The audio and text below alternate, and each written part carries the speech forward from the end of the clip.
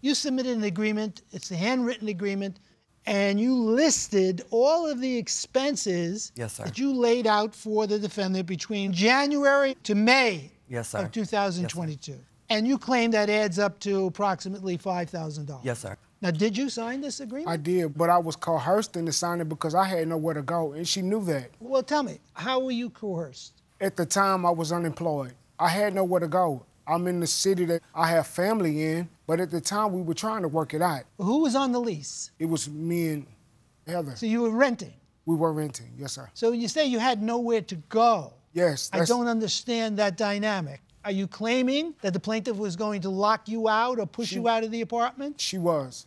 And that's the only reason I signed the papers, because I had nowhere to go. Well, there are a couple of things about this agreement that I find quite interesting, Ms. Logan. When did the defendant sign this agreement? It was in May. There was a lot of tension and resentment starting to build, and I kept feeling like I kept coming out of my pocket for more fees and more, and he still was not producing a job.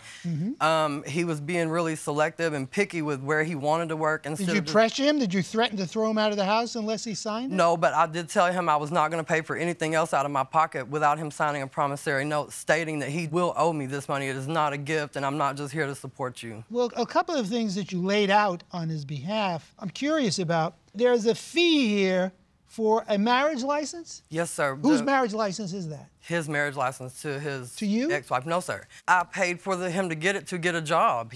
And there's also another fee for a divorce decree. The job he applied for required it to submit with the application, and so it was like I was trying to help him get this job application. So you listed approximately $20 or so for that? Yes, that's what I paid the courts for him. And there's also a listing here for a haircut. Yes, sir. It got kind of really messy and petty at the end because it was like I still kept coming out of my purse. I mean, I'm already feeding you and housing you and paying the utilities, and then you're asking me for a haircut. Like, that's not a necessity. I'm not getting a haircut, you know.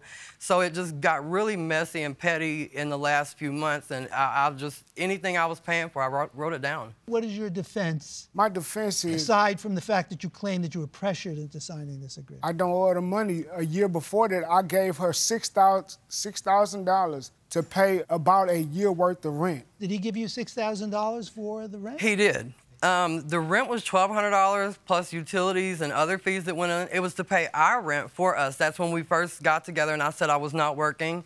And then he left that job and didn't work for 4 months that year, and then I paid all the bills again. Well, are you saying that there is truth to his statement? Yes, that sir. He paid your expenses? He paid our expenses. Wouldn't that be somewhat equivalent to what you're suing him for now? It would, except for he quit that job and didn't work from... No, but what I'm trying to understand is his defense is that you fell on hard times, he paid everything for you. And now, when he fell on hard times, you want him to pay you back when he never asked you to pay him back. Because there was also a gap. He paid he had some savings, so he paid the 4 months.